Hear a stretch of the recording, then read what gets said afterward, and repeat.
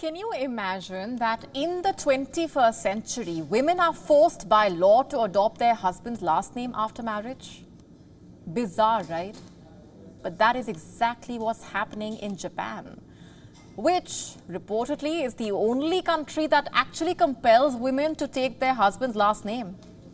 A matter which is not just a question over names, it's a fight for identity, autonomy, gender equality. The law, as per reports, dates back to the Meiji era, which ended in 1912.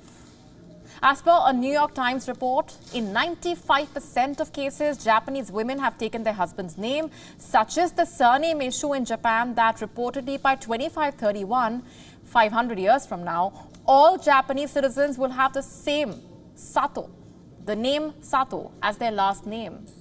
This practice has in fact persisted for over a century. Despite the sweeping societal changes that Japan has experienced, in no other developed country does such a law exist, making Japan an outlier in the fight for women's rights. But change may finally be on the horizon, driven by Japanese women who refuse to let their identities be erased.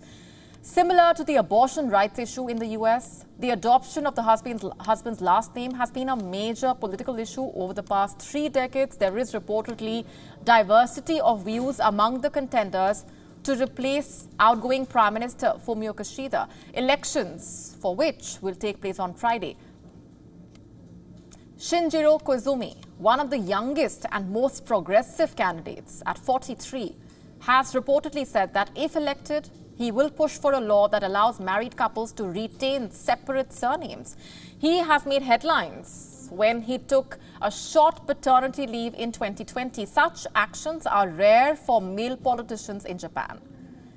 His stance represents a shift towards more modern and progressive values, ones that resonate with the public that increasingly supports change. But the political landscape is far from unified. Sanae Takaichi, a leading conservative contender and Japan's potential first female prime minister, reportedly has a very different perspective. While she supports the idea of couples using separate surnames in professional settings, she insists that the law remain unchanged to preserve family unity. For her, the tradition is about protecting future generations from confusion. A conservative stance that is reportedly heavily prevalent in Japan's leading party, the Liberal Democratic Party. While the political class appears to be divided, public sentiment is shifting. A recent media poll, as per reports, revealed that 2/3 of the Japanese public now supports allowing married couples to keep their birth names. Very significant. And earlier this year, Japan's largest business group even issued a statement calling on the government to make this change. As per reports, the issue has reached Japan's Supreme Court twice in the past 3 decades, only for the court to deflect the issue to the Japanese parliament. And reports also say a 3rd case is being heard before the district courts in Tokyo and Sapporo, one of which is by a 56-year-old high school teacher. Her story is not unique, but it is symbolic of the struggle that many women face. To keep her maiden name, she took the drastic step of legally divorcing her husband. Imagine that, sacrificing your marriage just to hold on to your own name, your identity. To her, the name she was born with is more than just a label, more than just a name. It's the essence of her existence. Being forced to abandon it felt like losing a piece of her identity for her, as though her very humanity was being denied.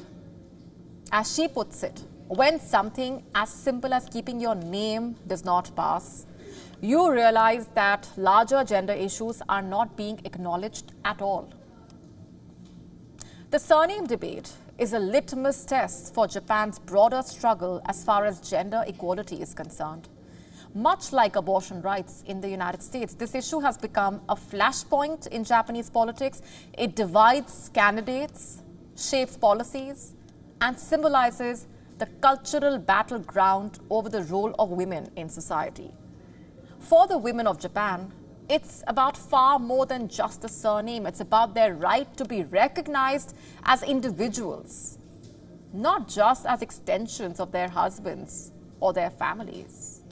To stay up to speed with the latest news, download the WION app and subscribe to our YouTube channel.